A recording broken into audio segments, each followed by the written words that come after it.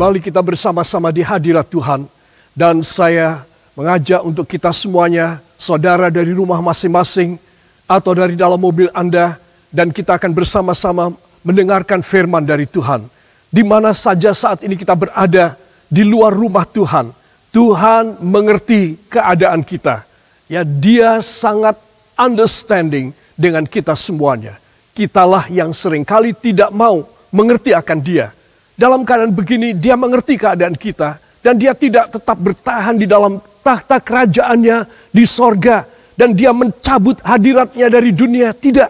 Dia justru memberikan hadiratnya dan dibagikan pada sekian ratus juta keluarga di dalam dunia yang harus beribadah kepadanya di dalam rumah-rumah tangga mereka masing-masing.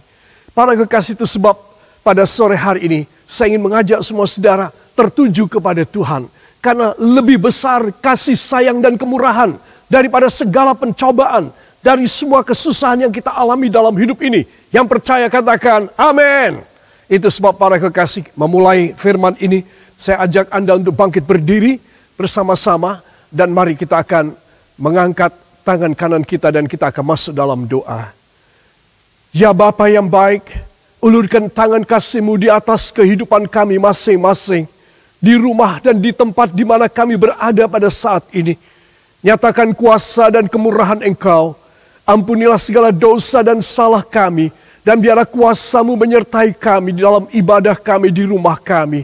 Oleh sebab Tuhai iblis pekerjaan kuasa kegelapan yang sudah mengganggu kami selama ini. Dengan menghilangkan damai dan sejahtera. Dengan mengusik ketenangan. Dengan mengurangi segala kesukacitaan. Kami ikat dan kami hancurkan Engkau dalam nama Yesus. Semua katakan, dalam nama Yesus, darah Yesus, darah Yesus menyucikan saya. Beri tepuk tangan buat darah Yesus yang menyucikan kita. Terima kasih Bapa. Biarlah Engkau berfirman kepada kami sebentar ini, sehingga kami boleh memiliki jawaban-jawaban doa yang fantastik, yang mujizat dan ajaib dari Engkau. Dan hanya Engkau yang bisa memberi di dalam situasi yang kurang baik saat ini. Hanya di dalam nama Tuhan Yesus Kristus, Juru Selamat dan Penebus kami. Dan kita yang percaya mengaminkan. Amin. Tuhan memberkati, silakan duduk kembali. Para kekasih, saya teringat untuk sesuatu mata pelajaran yang penting dan yang saya suka di sekolah. Maka saya merindukan, ya, dari sejak sekolah rakyat dulu, SR namanya, sekarang sekolah dasar. Saudara, apa pelajaran yang saya minat, yang saya suka? Ya sudah pasti terus terang tidak semua pelajaran saya suka. Ya, tetapi saya harus tetap belajar mengejar angka untuk diraport. Tetapi apa yang saya suka, saudara, kepingin, wah kalau bisa diteruskan itu pelajaran. Jangan tunggu besok atau minggu depan, di mana ada mata pelajaran ini akan diajarkan kembali. Wah, dalam minggu ini kelihatannya sudah sampai di sini aja. Kepingin sekali, ya saudara. Nah, saya mencoba membuka buku pelajaran saya, dan saya jelas tidak mengerti. Ya, saya tidak tahu karena itu belum diajarkan. Saudara yang kekasih, di sini kita melihat orang belajar firman dan bisa menangkap firman itu juga dimulai dari niatan, keinginan hatinya kayak apa. Saudara, kalau saudara tidak punya satu lapar dan haus akan firman, saya tidak mempunyai satu keinginan yang besar, ya, satu eagerness untuk saya menyerap dan mengerti firman, saudara, maka saya rugi sendiri. Karena firman ini harus ditangkap dengan hati yang sukacita, dengan hati yang gembira, dengan hati yang terbuka. Katakan amin. Itu sebab kalau saudara dan saya saat ini kita dalam keadaan yang kurang menyenangkan, memikirkan keuangan yang menipis, maafkan saya, memikirkan pekerjaan yang mandek, memikirkan tentang tagihan yang tidak bisa ditagih, memikirkan tentang besok saya harus membayar ini itu segala macam.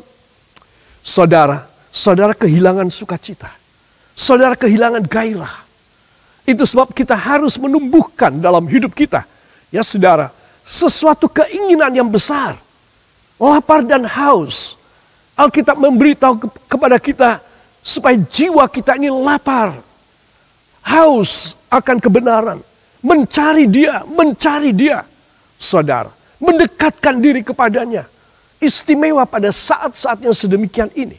Itu sebab saya akan menyampaikan satu tema, bagaimana dalam situasi yang kurang enak, yang darurat saat ini, saya dan Anda menerima berkat jawaban doa double.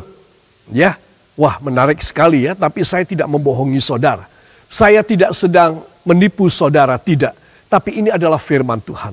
Saudara, kalau saudara dan saya memasukkan satu application di dalam komputer atau apa permohonan, lamaran, saudara pakai 2 nama, tetap 1 orang yang dikasih. Ya, tetap 1 orang. Dan 1 akan dibuang dan kemungkinan saudara akan didiskualifikasi dari pelamaran tersebut. Karena saudara tidak jujur pakai 2 cara, pakai 2 nama, pakai 2 KTP. Padahal orangnya 1. Ini satu contoh. Tetapi apa yang akan saya sampaikan berikut, saudara. Saya menyampaikan mengenai sesuatu hal yang penting sekali. Kalau kita berdoa, saudara, dengan satu konduite, dengan satu persyaratan, saudara, maka kita menerima. Kalau kita berdoa dengan 2 persyaratan yang kita penuhi, kita juga menerima kedua-duanya. Saudara, Tuhan tidak menyaringnya, oh orangnya sama. Jadi kamu sudah tekun kepadaku, satu persyaratan. Kamu sudah berkorban kepadaku, persyaratan yang lain. Ya udah tetap aku kasih 1 aja. Saya kasih tahu, engkau dapat 2. Saudara, karena ketekunanmu di dalam doa, kesungguhanmu kepada Tuhan, menerima jawaban karena ada ayatnya sendiri. Dan ketekunan Anda dan saya di dalam berkorban, kesakitan kita, tidak enaknya kita orang dalam berkorban, kita menemukan jawaban dan pemberian dari Tuhan sendiri. Jadi kalau saya melakukan ketekunan yang A dan saya melakukan ketekunan yang B, saudara, ini bahasa gampangnya, saya menerima 2, saya menerima double. Tuhan menghargai saya bukan 1 kesungguhan saya, 1 ketekunan saya. Tapi Tuhan menghargai 2 ketekunan. Saudara, Tuhan bukan ambil entengnya, oh ya si Timothy Roy ini benar-benar. Ya sudah tak kasih. Tetapi dia akan kasih double kepada saya. Dia kasih double pada saudara. Sesuai dengan apa persyaratannya yang saya dan saudara, berapa banyak yang kita orang lakukan. Sebab kalau tidak demikian, gak adil dong Tuhan. Ya, saya dan Anda biasa-biasa aja. Menjadi orang Kristen normatif aja. Tidak menjadi seorang Kristen yang sungguh-sungguh berusaha. Ya, yang striving untuk sesuatu yang excellent. Tidak. Saudara, kita berusaha untuk sesuatu yang istimewa di hadapan hadirat Allah. Karena kita akan menerima sesuatu yang excellent juga. Katakan amin. Itu sebab ada orang Kristen yang tidak dipahalai. Hanya cukup lihatlah burung-burung di udara, gak ada satupun yang jatuh dari langit ke bumi. Dan kemudian dokter hewan memeriksa, oh dia kena HO, Hongrudim, busung lapar. Tidak ada, aku memelihara semua burung di udara. Nah, kalau saya cuma normatif Kristen, saudara cuma jadi orang Kristen biasa. Saya ulangi, biasa-biasa aja. Kadang-kadang malas, kadang-kadang juga tidak sungguh-sungguh sama Tuhan. Tidak suka memberikan korban, pelayanan kepada Tuhan, engkau biasa-biasa. Ya engkau cuma dipelihara aja. Ya anakku kamu perlu berapa Timothy? Sehari perlu makan berapa kali? 3 kali, 4 kali, tak kasih. Cukup itu aja. Tetapi kalau saudara mempunyai iman, kesungguhan-kesungguhan lebih daripada saya. Wah saudara diberkati lebih dari saya dong. Itu namanya Allah adil. Amin. Itu sebab saya membuka pikiran Anda.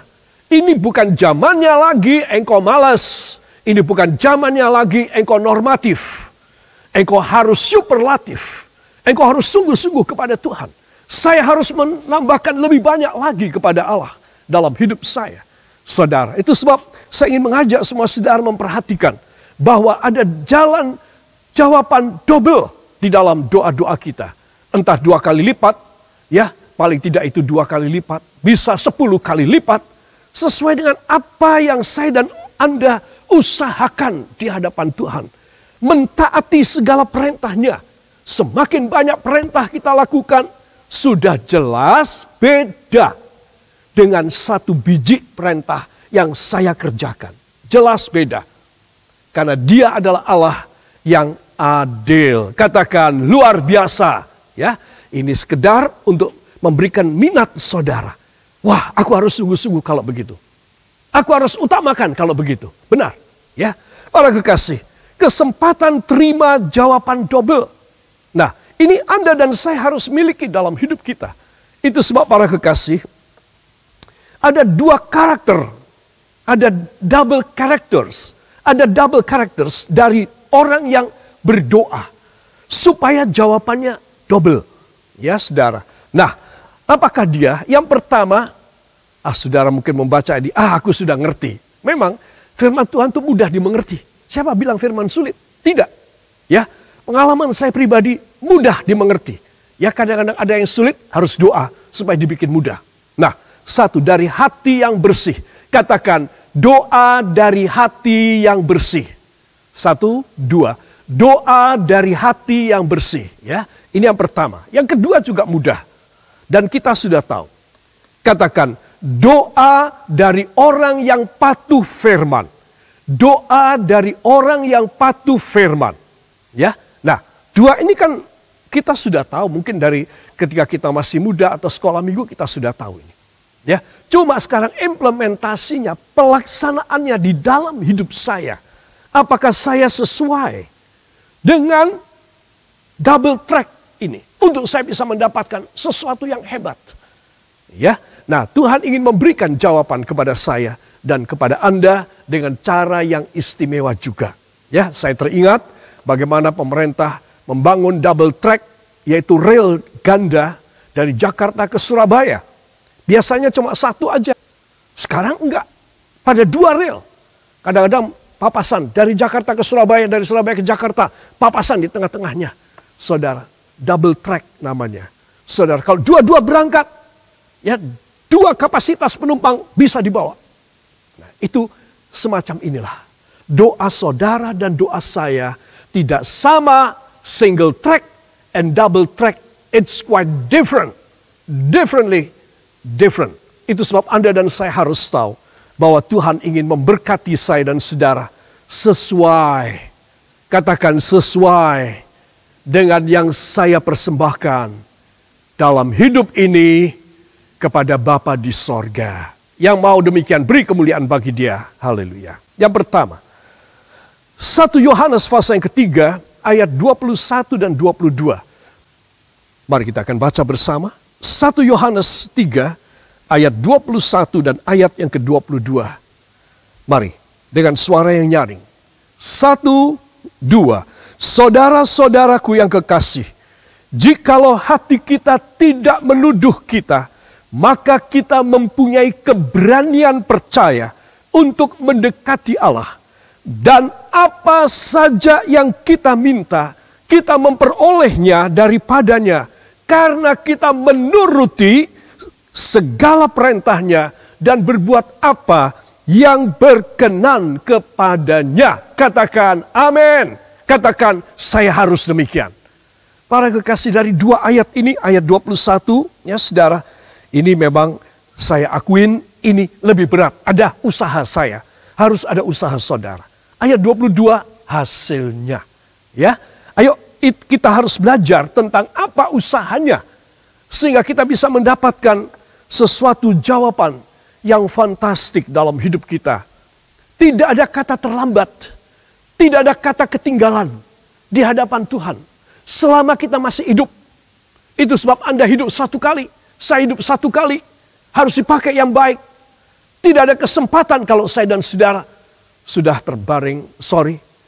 terbaring di tempat tidur. Sudah tidak bisa apa-apa, tidak sadar barangkali. Coba, saudara, kita akan nyesel kalau kita tidak berbuat sesuatu yang berkenan kepada Allah. Itu sebab ini saatnya COVID-19 diizinkan oleh Tuhan terjadi di seluruh dunia. Saudara, supaya apa? Supaya orang pada nyadar. Kalau aku ini belum mati, aku masih punya kesempatan. Kalau aku sudah mati, Sudah tidak ada kesempatan lagi. Itu sebab kalau saudara sudah nyadar, mudah ada gairah, keinginan dari hati saudara untuk meraih yang besar. Saudara harus nyadar. Itu sebab penting sekali dengan peristiwa COVID-19, semua orang, anak-anak Tuhan, jemaat Tuhan, hamba-hamba Tuhan, harus terbuka hatinya. Kesadarannya lebih penuh lagi. Tidak dimabuk dengan segala alkoholnya dunia ini. Tetapi harus nyadar, siuman, sadar. Ya, itu sebab para kekasih. Cara yang pertama adalah saudara-saudaraku yang kekasih. Jikalau hati kita tidak menuduh kita. Ya, saya kasih warna lain. Jikalau hati kita tidak menuduh kita. Saudara, ya sudah pasti ini dibutuhkan bukan cuma keterbukaan, kejujuran, tetapi perjuangan. Siapa sih manusia berdosa ini yang hatinya baik, siapa sih? Gak ada loh saudara. Semua orang itu jahat. Semua orang sudah jatuh dari kemuliaan Allah. Tetapi ayat ini masih memberikan celah. Siapa yang mau, ini pengumuman nih. Ayo siapa yang mau hatinya jadi baik. Ya, kalau hatinya baik, apa saja yang dia minta aku kasih, kata Tuhan. Masa saudara tidak kepingin mendapat tawaran Tuhan? Kalimat jikalau hati kita tidak menuduh kita adalah satu tawaran berkat. Betul apa tidak? Tinggal saya dan saudara mau ambil kesempatan ini, mau ambil ini kapasitas, ini prioritas apa tidak? Ya saudara. Nah, jikalau hati kita tidak menuduh kita, maka kita mempunyai keberanian percaya untuk apa? Untuk menghadap hadiratnya dan apa saja yang kita minta, kita memperoleh daripadanya. Karena kita menuruti segala perintahnya dan berbuat apa yang berkenan kepadanya. Nah ini ya, kalimat pertama, dan apa saja yang kita minta, kita memperolehnya daripadanya. Diulangi sebabnya apa? Karena kita menuruti segala perintahnya. Dan kita berbuat apa yang berkenan kepadanya. Tuh lihat. Ya, jadi saya dan saudara diminta menuruti perintahnya, melakukan segala kehendaknya.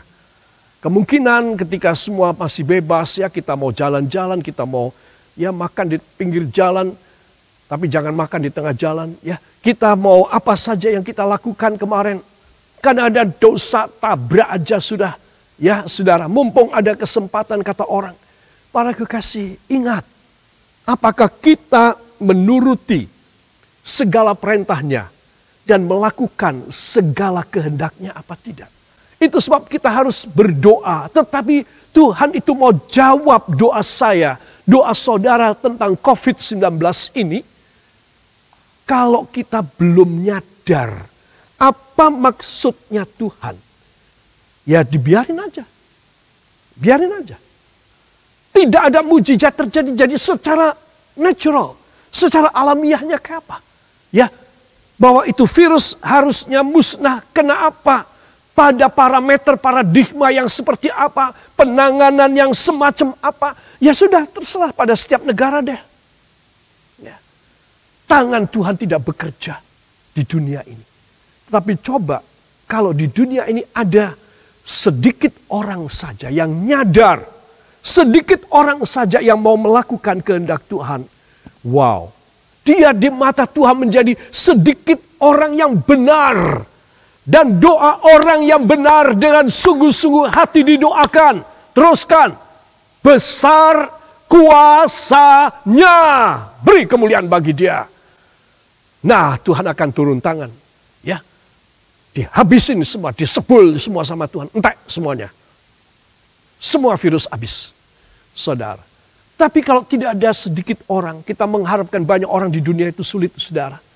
Ya, saudara, mereka yang merebahkan dirinya di jalan, menangis, meraung, meminta ampun di banyak negara. Tetapi di Indonesia kita belum melihatnya, saudara. Itu banyak. Tetapi seberapa banyaknya? Mungkin 1 juta aja nggak ada. Itu sebab kalau saudara tahu bahwa banyak orang tidak nyadar, tapi nyadar sudah telat. Maka kita yang masih bisa memikir jernih, oh aku tidak mau. Sekarang aku harus bertindak. Aku harus korek di hadapan Tuhan. Aku harus sesuai dengan apa maunya Dia.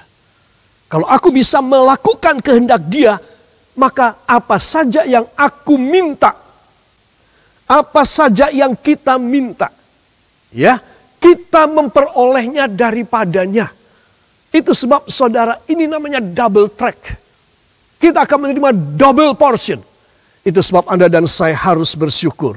Kalau yang double portion ini kita akan terima, saudara, maka saudara akan sangat-sangat happy di dalam hidup ini. Semua negatif, defisit, kekurangan kita, kemandekan kita selama COVID-19, segera akan selesai. Bahkan sebelum ini selesai pun, Tuhan mampu menjawab doa kita dan memberkati kita luar biasa. Yang percaya beri kemuliaan bagi Dia. Haleluya.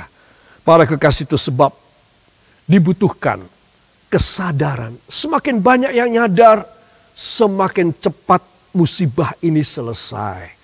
Dalam satu rumah tangga saudara ada 5 orang, atau ada 4 orang, atau ada 11 orang. Saudara, kalau dalam rumah tangga ini 11-nya, 4-nya, 5-nya, 3-nya sungguh-sungguh sehati, saudara, saya percaya walaupun COVID-19 di luar masih melanda dan mewabah, rumah tangga saudara diberkati luar biasa. Amin.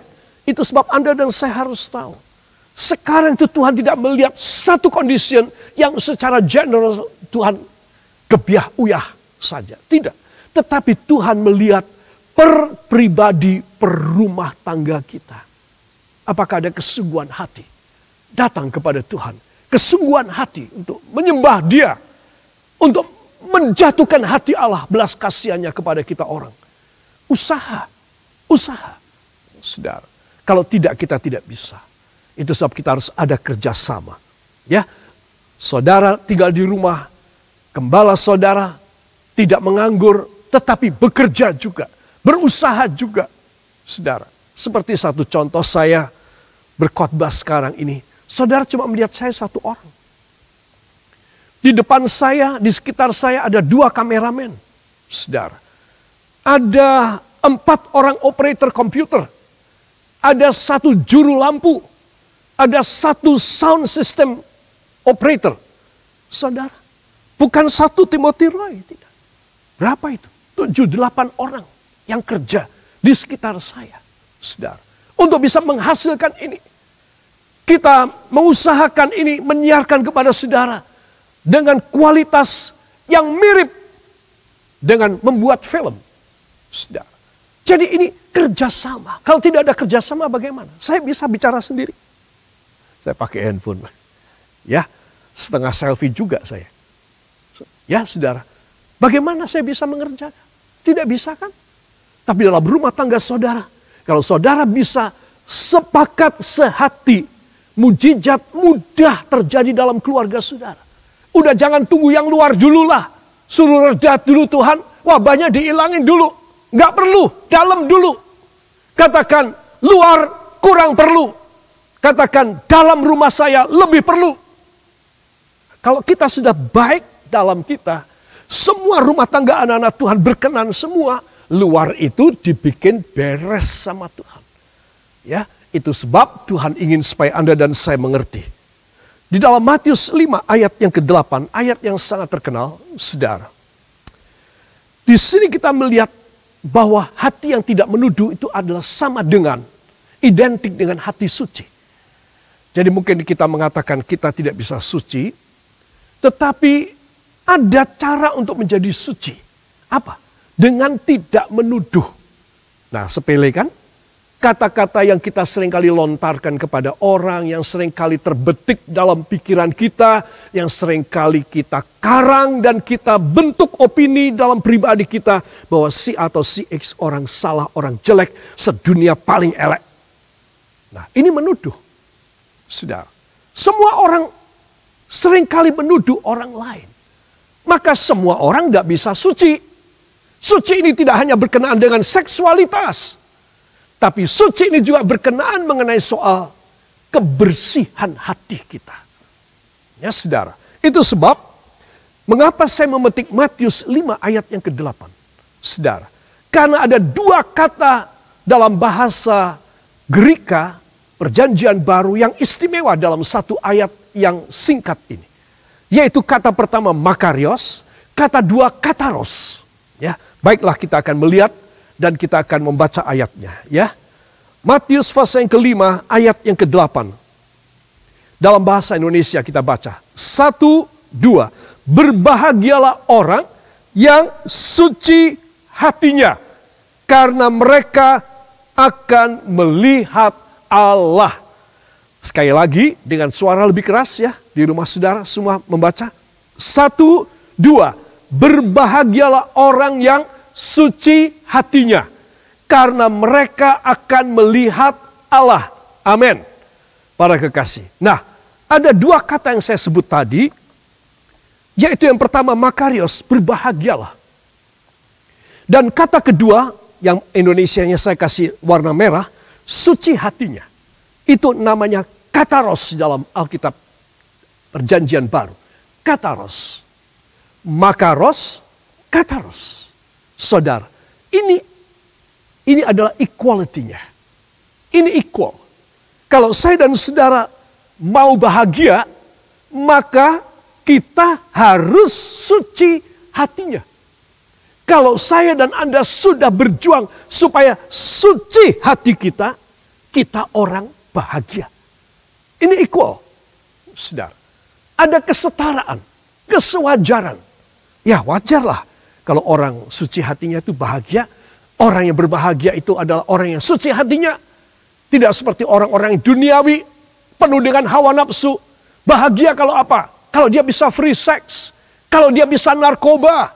Kalau dia bisa berantem terus dalam keluarga. Kalau suami bisa merendahkan istri terus menerus. Kalau istri bisa mengintimidasi suami terus menerus. Mereka mengatakan, aku orang yang sukses. Aku orang tidak bisa diatur oleh orang lain. Aku orang yang merdeka dan orang yang bebas. Salah kan? Menurut firman, orang bahagia adalah orang yang suci hatinya. Dan suci hatinya ini bukan untuk kita pamerkan, untuk kita, aku orang suci hatinya. Malah dosa jadinya. Tetapi suci hatinya ini Tuhan yang menilai. Banyak kali kita menilai orang dengan mata kita yang berdosa. Ya semuanya dosa.